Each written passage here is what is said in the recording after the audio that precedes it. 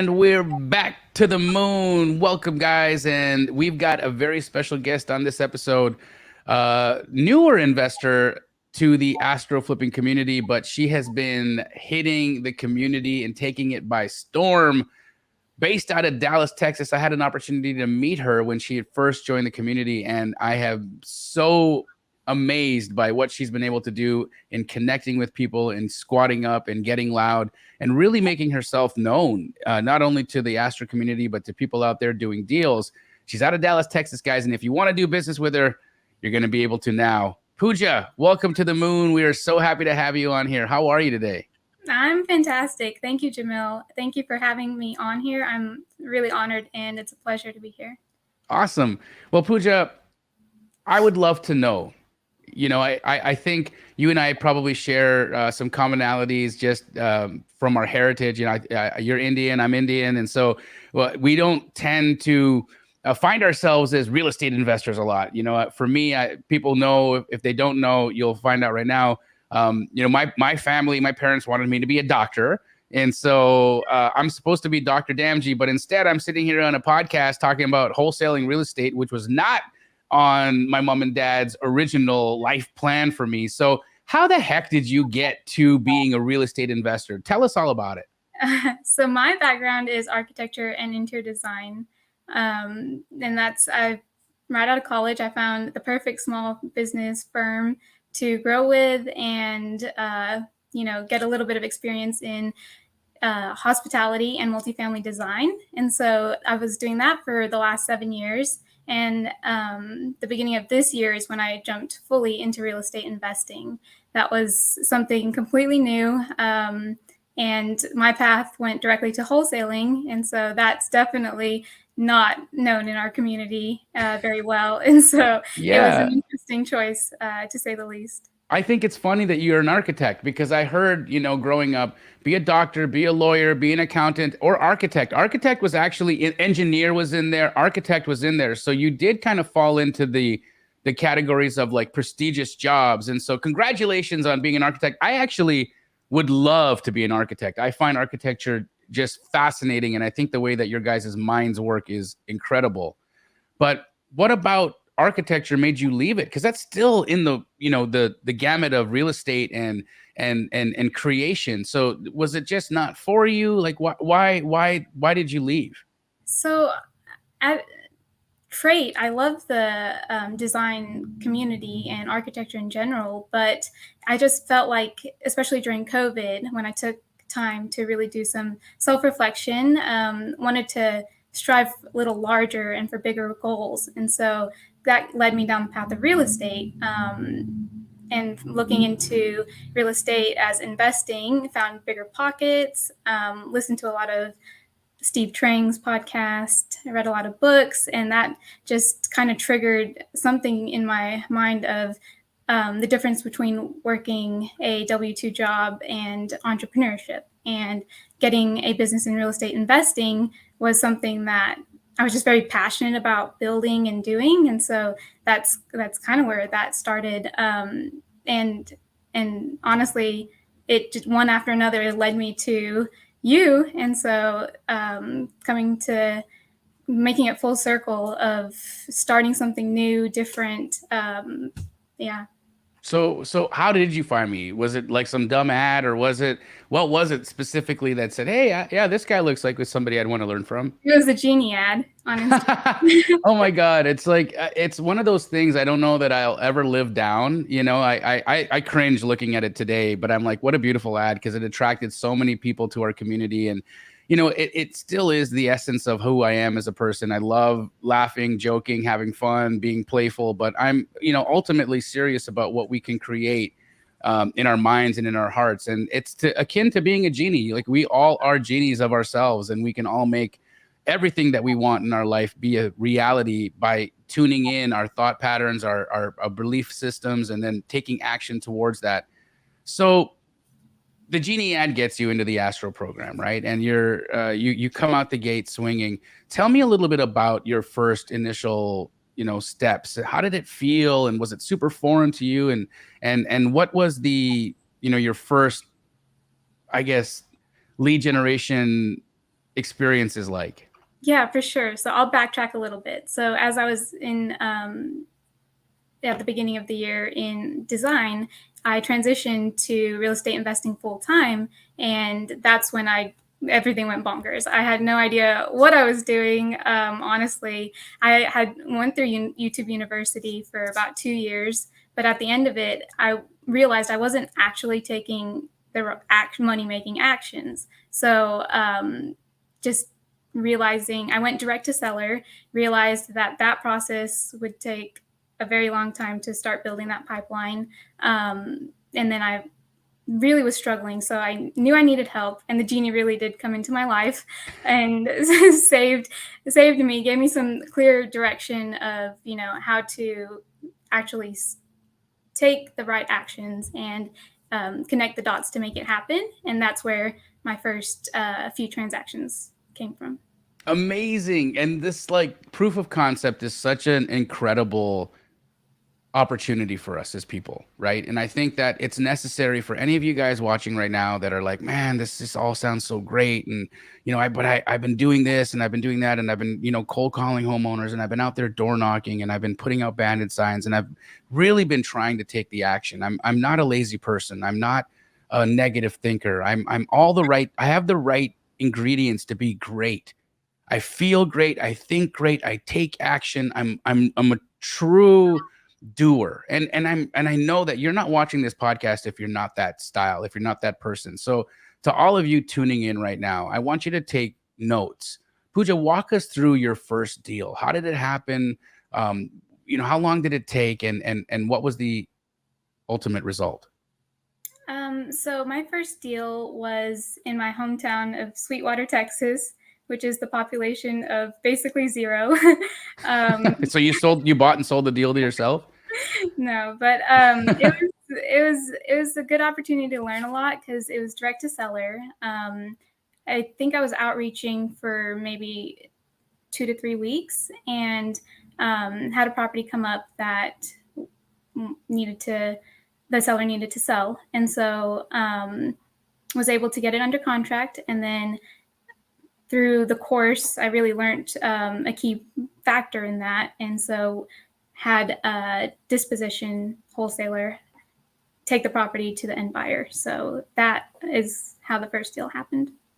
So important for people to hear that, because it's a big part of what we talk about in our coaching calls, right? Yesterday, we were on a call together, and we had a student talking about this really contentious deal that she was in, where there were people in the deal that were getting anyhow. What I can say is that I don't believe that the mentality was collaborative to start, and then we opened up the thinking, and then the entire deal ended up working out. I saw a post that she made today saying, hey, I changed the way I was thinking about this. I approached everybody from a different perspective, and lo and behold, everything is moving forward, and we're actually going to get the deal done. And so the fact that you gained that piece, the spirit of collaboration.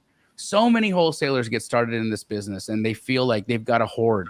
They feel like they've got to be in this spot where they just keep everything to themselves. That hey, if I let you in on my opportunity right now, that means that I'm going to lose money. Well, guys, let me clue you into something.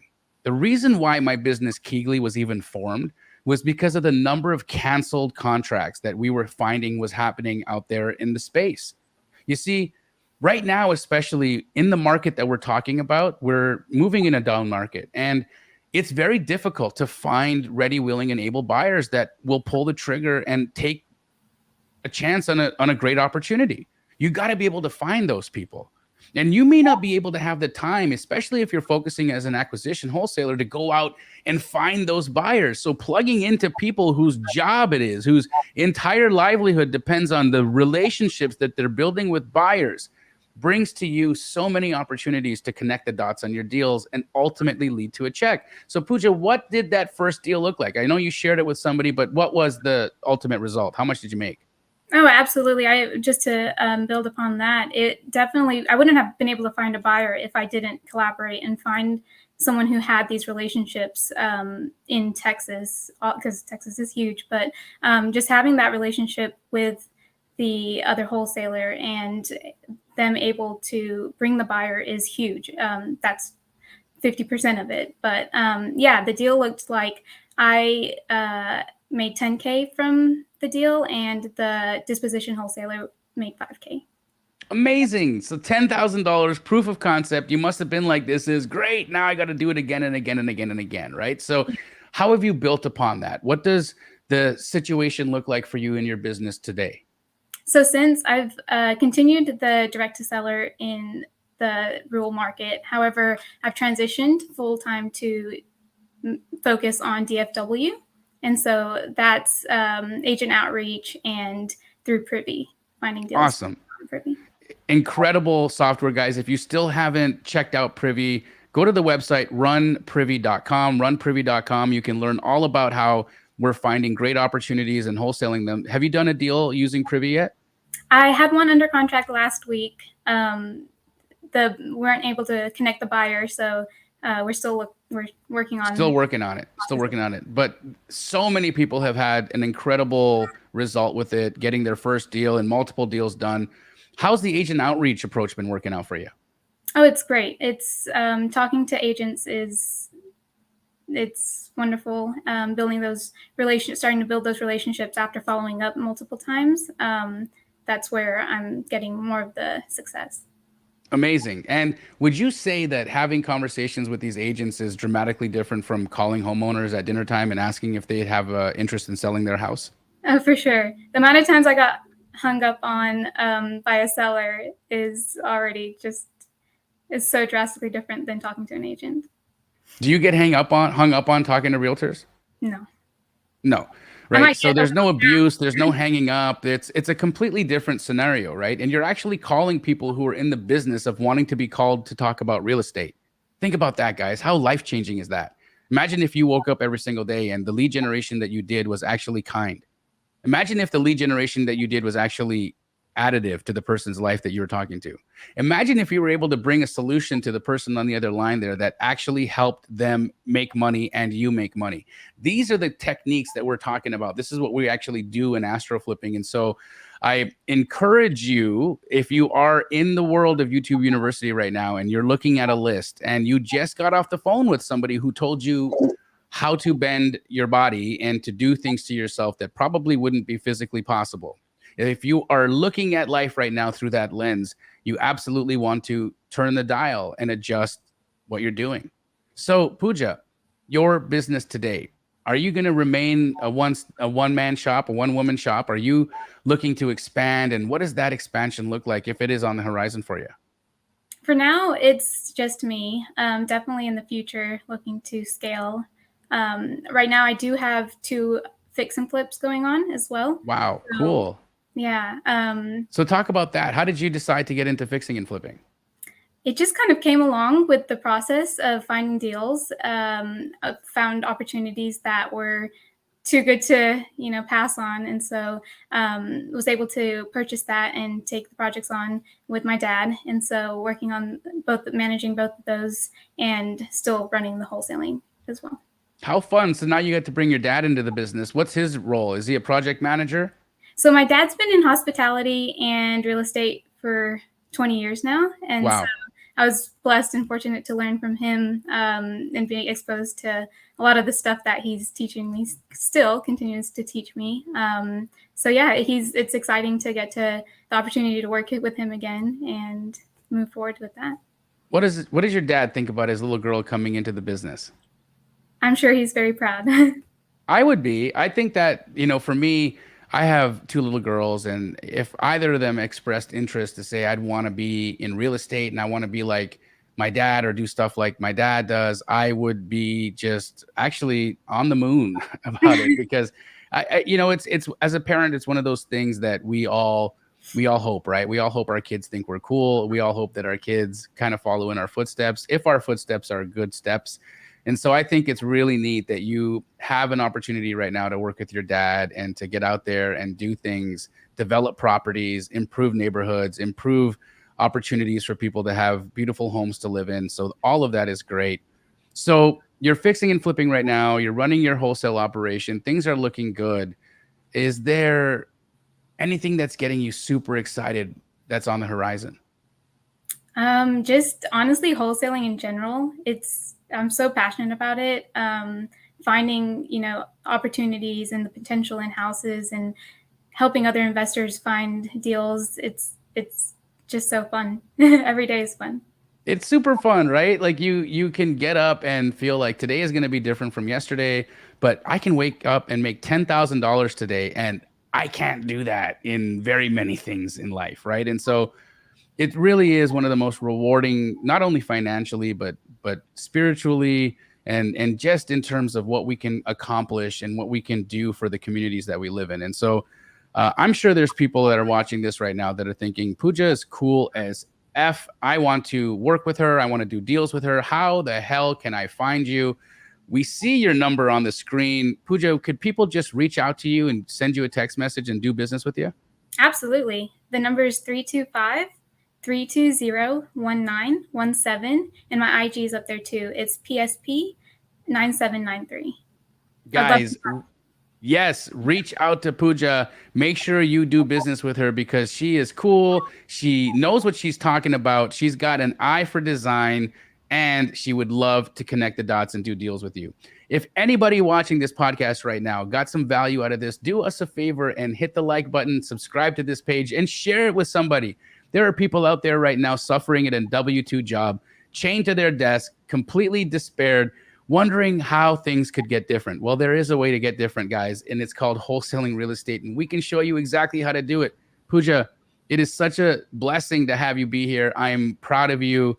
I think that what you have in front of you is a huge runway to a path of success. Thank you. Thank you for believing in yourself. Thank you for believing in me. Thank you for trusting this community and making us a part of your entrepreneurial success story. It is awesome having you on the moon with us. I want to say thank you to you, Jamil, because everything you've provided has completely changed my life. And I would want to tell anyone who's still looking into it, just know that it's possible. Keep believing and take the action to surround yourself with great mentors and coaches, and the right community really makes a difference. Having just the support, love, and everyone pouring into each other to all grow together is the main thing, and it's key. It's amazing. That's so cool, Puja. Guys, take care. Thank you so much for tuning in, and we hope to see you on the moon next time. Take care. Thanks for watching another one of my YouTube videos. Now it's your turn to go out and take some action. But before you do, like and subscribe to my channel because the law of reciprocity means you owe me.